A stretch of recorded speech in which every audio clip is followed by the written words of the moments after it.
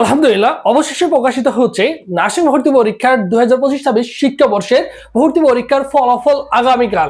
ইনশাআল্লাহ আগামীকাল তুমি দুপুর 1টার মধ্যে তোমার ভর্তি পরীক্ষার ফলাফলটা পেয়ে যাবা এবং ভর্তি পরীক্ষার ফলাফল পাওয়ার পরেই তুমি কিন্তু তোমাদের ভর্তি কার্যক্রম কিন্তু 1 সপ্তাহের মধ্যে শুরু হয়ে যাবে। তাই তোমার যে প্রয়োজনীয় ডকুমেন্ট বা কাগজপত্র লাগবে সেগুলো তুমি কিন্তু অবশ্যই সংগ্রহ করে রাখবা। পরবর্তীতে কি কি ডকুমেন্ট, কি কি কাগজপত্র লাগবে সেগুলো নিয়ে কথাবার্তা বলবো, যা তোমার জন্য অত্যন্ত গুরুত্বপূর্ণ এবং তোমাদের কাটমাটটা কত হতে পারে, সো এই বিষয়টা নিয়ে আলোচনা করব এবং তোমাদের যে রেজাল্টটা প্রকাশ করা হবে এবং পরবর্তীতে তোমাদের যে 3 ধাপে ভর্তি কার্যক্রম শেষ হবে, সো এই বিষয়টা নিয়ে আলোচনা করব। খুবই গুরুত্বপূর্ণ, ঠিক আছে? প্রথম ধাপে যারা চান্স পাবে না, দ্বিতীয় ধাপে তারা কিভাবে ওয়েটিং থেকে চান্স পাবে, এই প্রক্রিয়াগুলো নিয়ে আলোচনা করব। কিভাবে স্টেপ বাই স্টেপ শিক্ষার্থীদেরকে নেওয়া হবে, সো এই জিনিসগুলো নিয়ে আলোচনা করব। সো দেখো, নার্সিং ভর্তি পরীক্ষা 2026 কাটমার্ক রেজাল্ট রেজাল্ট প্রকাশ, দেখো এই রেজাল্ট প্রকাশ হবে আগামীকাল দুপুর 1টার মধ্যে। তোমরা ইনশাআল্লাহ আশা করা যায় যে তোমাদের রেজাল্টটা পেয়ে যাবা, ঠিক আছে?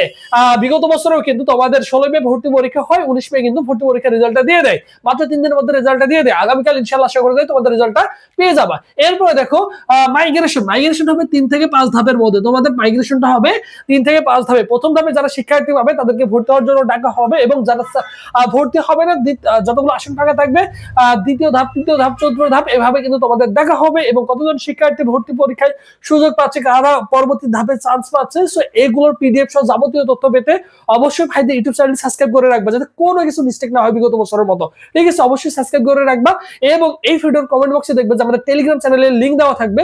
ওই লিংকে সকল সাজেশন, তোমাদের হচ্ছে পরীক্ষার যারা যারা চান্স পেয়েছে ওয়েটিং থেকে ফাঁকা আসনে, তাদের কিন্তু পিডিএফ গুলো দিয়ে দেওয়া হবে। সো ওখানে তুমি কিন্তু অবশ্যই পেয়ে যাও। অবশ্যই এর জন্য কি করবা, ভাইদের টেলিগ্রাম চ্যানেলে যুক্ত হয়ে থাকবা। এরপরে দেখো, মাইগ্রেশন তো বলেই দিলাম 3 থেকে 5 ধাপে হবে এবং পাস মার্ক দেখো মিনিমাম তোমাকে 140 পেতে হবে, এটা আমরা সকলেই জানি যারা ভর্তি পরীক্ষা দিয়েছি। এরপর দেখো মেধা তালিকা কিভাবে করা হবে। এমসিকিউ থাকবে 100, জিপের উপরে থাকবে 50, টোটাল আমাদের 150। এই 150 এর 50 মার্কের উপরে আমাদের কি করা হবে, জাতীয় মেধা তালিকা প্রণয়ন করা হবে। আমরা সকলেই জানি এই যে 150 এর উপরে জাতীয় মেধা তালিকা প্রণয়ন করা হবে, এর ভিত্তিতে তুমি যেভাবে কলেজগুলো চয়েস দিচ্ছ সেটার উপরে তোমার কিন্তু চান্সটা হবে। এরপর দেখো, বিএসসি নার্সিং এর জন্য চান্স পেতে কত মার্ক লাগবে। 150 এর মধ্যে যদি তোমার 117, 18 প্লাস মাইনাস থাকে, 19 প্লাস থাকে, তাহলে দেখা যাবে যে তুমি একটি শেষ পর্যন্ত হলেও সর্বশেষ একটি আসন সুনিশ্চিত করতে পারবা।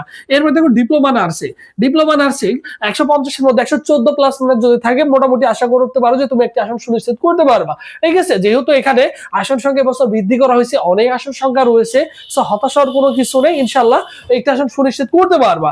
বিগত বছরের তুলনায় এবছর আসন সংখ্যা কম রয়েছে, সো সেই ক্ষেত্রে আশা করতেই পারো যে তোমরা একটু মার্ক কি করতে পারো, বিগত বছরের তুলনায় অনেক অংশে কম হবে। এরপর মিডিওফারিতে দেখো 150 এর মধ্যে 108 এর কাছাকাছি যদি পাও, তাহলে তুমি দেখা যাবে একটা আসন সুনিশ্চিত করতে পারবা। এরপর দেখো, বেসরকারি কলেজে 100 এর মধ্যে তুমি যদি 40 পাও তাহলে ভর্তি হতে পারবা। কিন্তু বেসরকারি কলেজে ভর্তি হওয়ার আগে তোমাকে একটি জিনিস মাথায় রাখতে হবে, সব কলেজগুলো আবার তোমার জন্য না। কেন তোমার জন্য না? তুমি যে কলেজে ভর্তি হবা ওই কলেজের বিস্তারিত তথ্য জেনে নিবা, কত খরচ হয়, বা ওই কলেজে যে কলেজে ভর্তি হবা, প্রাইভেট কলেজে তোমরা যারা ভর্তি হতে চাও, ওই কলেজের শিক্ষার্থীদের সাথে সরাসরি যোগাযোগ করবা যে কস্টিং খরচ কেমন হয়, মান্থলি খরচ কেমন হয়, 4 বছরে তোমার পড়াশোনা করতে কত খরচ হবে, সবকিছু বিস্তারিত জেনে এবং ল্যাব ফ্যাসিলিটি কেমন রয়েছে সবকিছু চিন্তা ভাবনা করে তোমাকে কিন্তু ভর্তি হতে হবে, ঠিক আছে? আর সবসময় তুমি চাইবা যে পুরান নার্সিং কলেজ যেগুলো রয়েছে সেগুলো নিয়ে ভর্তি হওয়া, নতুন যেগুলো রয়েছে সেগুলোতে ভর্তি না হওয়াটাই বেটার। পুরান নার্সিং যে কলেজগুলো রয়েছে অনেক আগে থেকে রয়েছে, মিনিমাম 8-10 বছর 15 বছর আগে থেকে যারা রয়েছে, অবশ্যই সেই সকল কলেজগুলোকে তুমি টার্গেটে রাখবা, ঠিক আছে? সো মোটামুটি তোমার একটা ধারণা হয়ে গেছে এবং পরবর্তীতে রেজাল্ট দেওয়ার সঙ্গে সঙ্গে তোমাদের পুরো বিস্তারিত তথ্য, কি কি কাগজপত্র লাগবে, কি কি তথ্য লাগবে, কি কি ডকুমেন্ট লাগবে, এইগুলো নিয়ে আলোচনা করবো, ঠিক আছে? সো সবাই ভালো থাকো, সুস্থ থাকো। পরবর্তীতে আবার তোমাদের সাথে দেখা হচ্ছে। আল্লাহ হাফেজ।